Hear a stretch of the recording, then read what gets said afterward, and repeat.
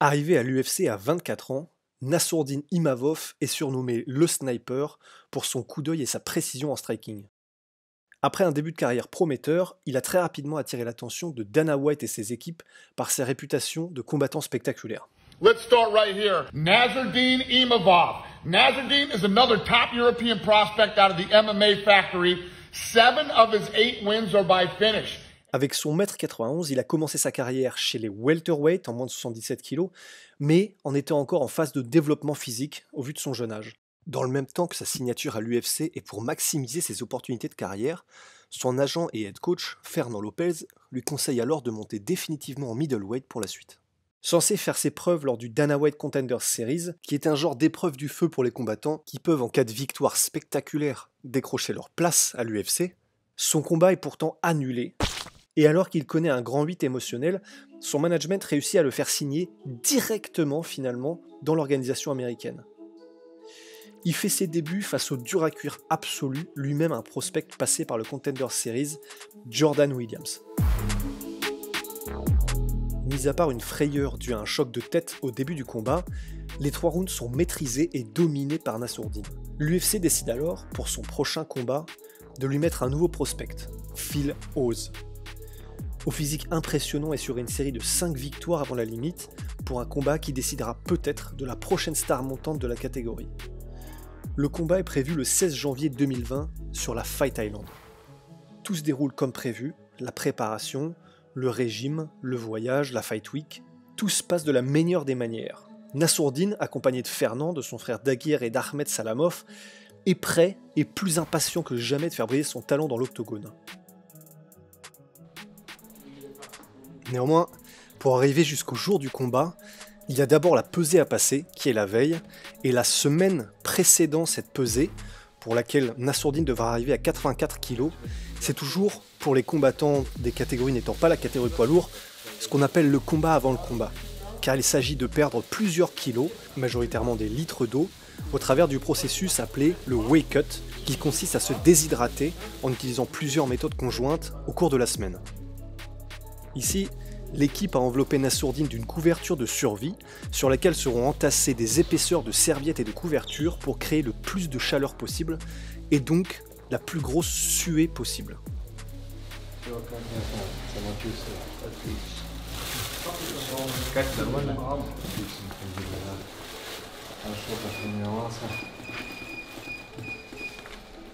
C'est froid ici, hein, tu peux relancer. Oui, je vais relancer.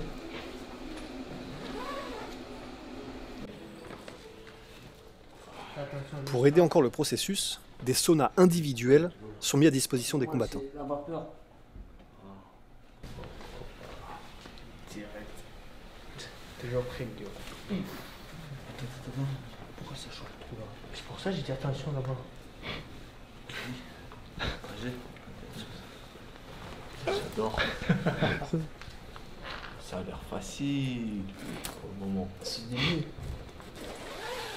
Non mais déjà on a l'habitude de faire... Attends, c'est bon. On a l'habitude de faire le sauna. Du coup quand tu sais le sauna c'est avec la tête, tu rentres tout le courant entier avec la tête et tout. Et c'est compliqué à respirer, la tension et tout qui monte. Là c'est bon, tu te régales.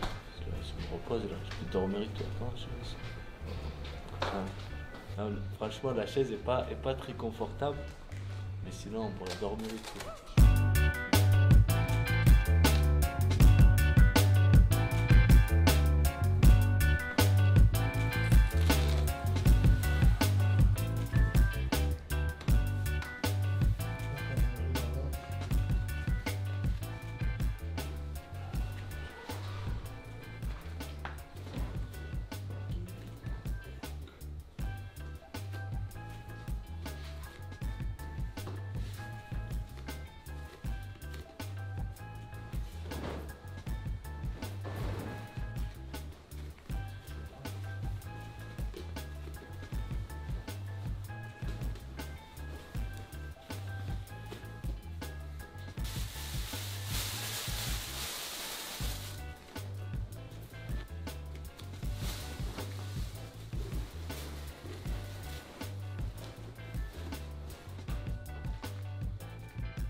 Mais tout se passe comme prévu, le processus est maîtrisé et Nassourdine arrive à la peser au point.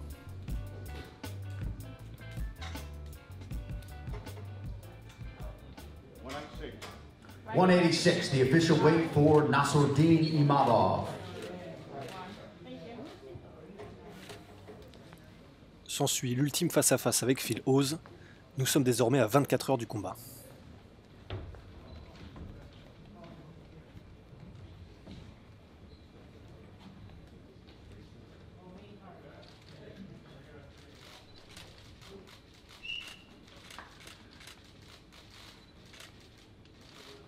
Mais le jour du combat, à quelques heures seulement du rendez-vous, l'équipe reçoit un terrible message.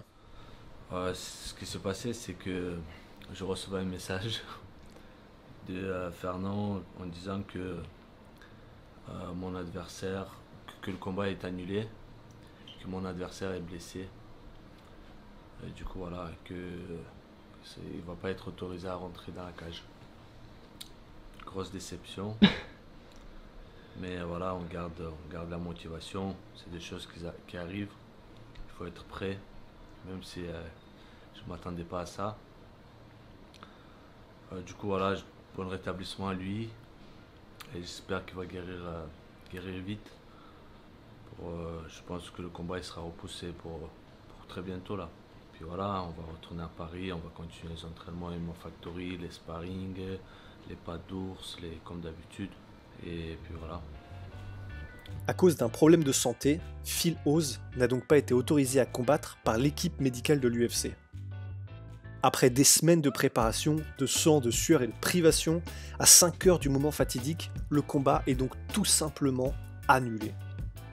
C'est un énorme coup dur pour Nassourdine et pour l'équipe, mais ça n'est donc que partie remise. Le combat est repoussé au 20 février, soit un peu plus d'un mois plus tard. Le camp d'entraînement reprend donc, il faut retrouver la motivation. Mais arrivé à la Fight Week, à Las Vegas, en isolation, le moral est retourné au plus haut. Ah, c'était pas fini, hein? Je pensais que c'était parti encore bien. L'entraînement se passe bien, Nassourdine se sent bien malgré l'inévitable fatigue liée au weight cut. Ah non, il peut rien faire Nassourdine. Ah non. Et après la pesée, l'énergie remonte en flèche, tout comme l'impatience d'enfin remettre les pieds dans l'octogone. À demain, en forme. Putain, j'ai hâte. J'ai juste envie d'aller dormir et me réveiller. C'est ça, j'ai hâte. Oh, ok. See you tomorrow. Yes. Arrivé enfin à quelques heures du combat, on retrouve un Nassour ultra explosif aux pattes d'ours et prêt à libérer la bête. 1, 2, 2 crochets par frise. Voilà. Piston, 1, 2.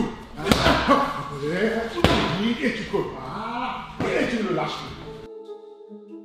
Malheureusement, le combat ne se passera pas exactement comme espéré. Le game plan de l'adversaire de Nassourdine est aux petits oignons pour remporter une victoire, certes pas nécessairement spectaculaire puisque le game plan de l'adversaire consistera à nullifier et neutraliser les volontés d'attaque de Nassourdine en le gardant en clinch et en le gardant au contact. L'adversaire remporte donc une décision en 3 rounds, une décision unanime, même si les rares moments où Nassourdine réussit à se dégager, c'est lui qui marque les moments et les coups les plus spectaculaires du combat, avec une réelle volonté de terminer son adversaire à chaque seconde.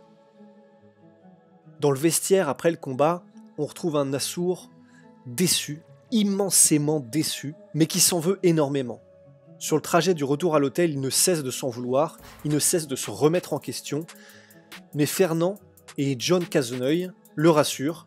S'il a perdu le combat, il a bel et bien gagné le cœur des fans par sa volonté d'engager et de rendre le combat spectaculaire, sa volonté de finition. Rassénéré par les mots de son équipe, le moral remonte un petit peu pour Nassourdine qui n'a alors plus qu'une envie, être au prochain combat pour montrer qu'il apprend et qu'il faudra compter sur lui dans la catégorie. Grosse déception au début, maintenant ça va mieux. Il y a des réglages à faire, on va travailler sur les erreurs. On sait déjà ce qui allait et ce qui n'allait pas. Et le seul truc à faire, c'est de rentrer à la maison, en France, et travailler ça. Tout ce Quelle belle mentalité. Exactement. Si j'aurais gagné, j'aurais raconté énormément de trucs. Il n'y a rien à dire, tu vois. Et il y a énormément de choses à apprendre et j'ai hâte de faire mon retour le plus vite possible. Cette défaite-là, ça va m'apprendre encore plus que les défaites que j'ai eues hors de l'UFC. Yes, franchement, merci beaucoup, vraiment. Je recevrai énormément de messages, j'ai envie de le montrer, mais tellement trop. Je vais me poser tranquillement. Je vais voir tout ça, ce qu'ils disent, etc. Mais vraiment, merci énormément pour votre soutien. Ça fait grave plaisir, ça m'apporte beaucoup. Énormément. Ça me motive.